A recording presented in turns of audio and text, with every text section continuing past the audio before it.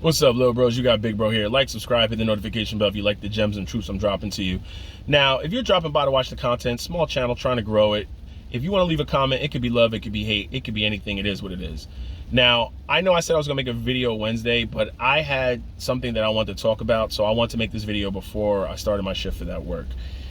A lot of people like to talk about that they like to keep a certain percentage into stocks that where they could do day trading or swing trading, and you should only be willing to lose 10% of your money. I'm not willing to lose any of my money. I work too hard for it. Now, the reason why people always ask me, why don't I own individual shares of Tesla, or why don't I participate in the day trading stuff, or I don't understand the day trading stuff. I actually do understand options and puts and all that stuff. The problem is, you may make money some days and you may lose money some days. At the end of the day, when you do swing trading and day trading, you're paying higher taxes because you're jumping in and out of stocks. You pay higher taxes. So in reality, you really didn't make any money. That's why I put up the graph showing you that after your day trading and all your stuff you're doing, after you pay taxes, you really didn't make any money. If you subtract the days you make money and the days you lose money, and after paying the taxes, you really didn't make any money. Now, I'm trying to get to where I'm going with the least amount of risk. People like to say no risk, no reward. You know what? Those are gamblers. I'm not in that business already. I've already lost money over the years. I lost money with a divorce. I lost money on car payments. I lost money on credit card debt. I lost money on day trading back in the day. So that's the reason why I don't participate in this stuff. Now, you got to understand something. Stocks like Tesla and stocks like AMC and now Carvana, people are talking about Carvana, there's always going to be a trend. I link those to trends like, remember baggy jeans was in, sagging your pants? You remember that? That was a trend that came in, that left. It was replaced with skinny jeans and people sagging skinny jeans, right? You remember the big oversized jerseys from Mitchell and Ness? Everybody had to have a jersey. Everybody had those name brand jerseys. For a lot of you older cats, you may remember, the motorcycle NASCAR jackets that had like Eminem on the back, Caterpillar, John Deere. It was like those car racing jackets, all right? There's always a trend, all right? I had Parasuco pants with the stripe down the side. Remember Tommy Hilfiger was big at one point. FUBU. There's always a trend. I can't keep up with that stuff. And when you get older, you want peace in your life. You want to be able to go to work, put your money on autopilot, and know it's going to be there.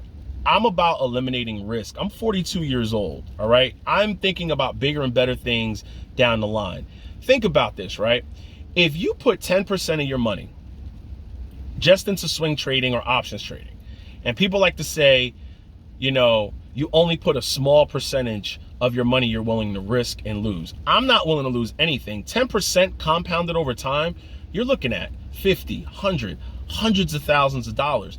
I have better things to do with hundreds of thousands of dollars. That hundreds of thousands of dollars, people, that could pay your house off. That could pay your car off. That could have you traveling the world. That could put your kids into college. Why would I want to risk any of that money? I want to put my money in the least possible path of, they like to use the word resistance levels. I like to put my money in a place where I know it's going to be there. When it's in the S&P 500, you got your top 500 biggest companies. Tesla, already own it. It's in the S&P. Apple, already own it. It's in the S&P. Microsoft, Amazon. I also own Caterpillar, John Deere, AT&T, Verizon, Cardinal Healthcare, United Healthcare, Johnson & Johnson, Procter & Gamble. All your biggest companies are in the S&P 500 that pretty much run the world. If you're having peanut butter and jelly, take a look at the back of the label. Probably the JM Schmuckers. That's what I look at. I look at the products that I use, if they're in the S&P 500, if they pay dividends, how long they've been around. I don't do what everybody else is doing. Remember, the majority of people are broke. Think about that. The majority of the people are broke. So if the majority of the people are doing something, I do the opposite. Think about that. If 999 people are going to the left, I go to the right.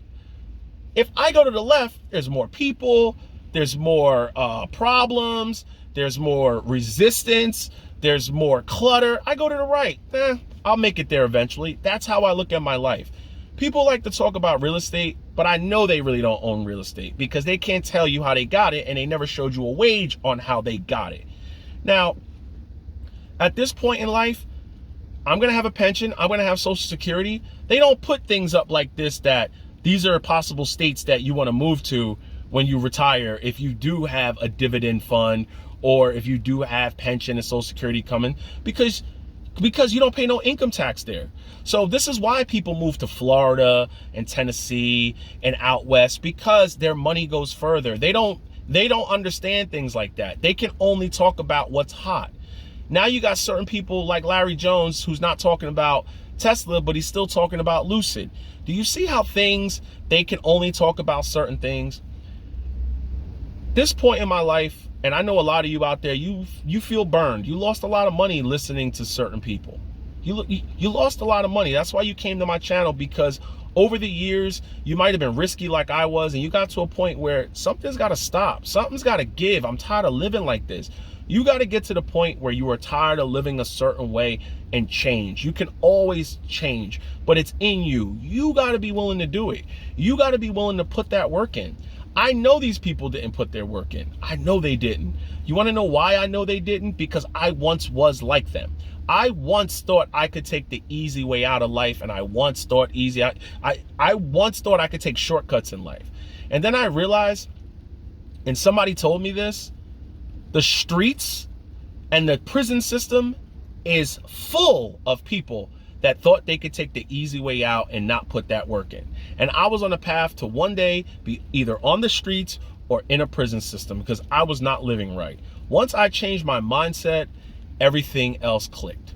So I hope this video helps. Good morning to you. I hope you have a wonderful day. I know people are going to start their videos with opening bells of the stock market. I don't care. I could care less what it's doing. I don't need the money.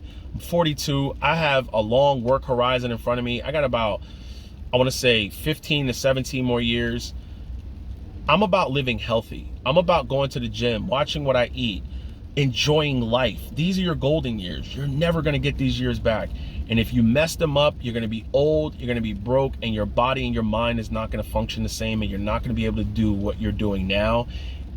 And the only difference is that one monetary thing you're chasing, now you got to keep chasing it, because you can't put your feet up. You can't do what you really love and what you really want to do. So no regrets. Hope this helps.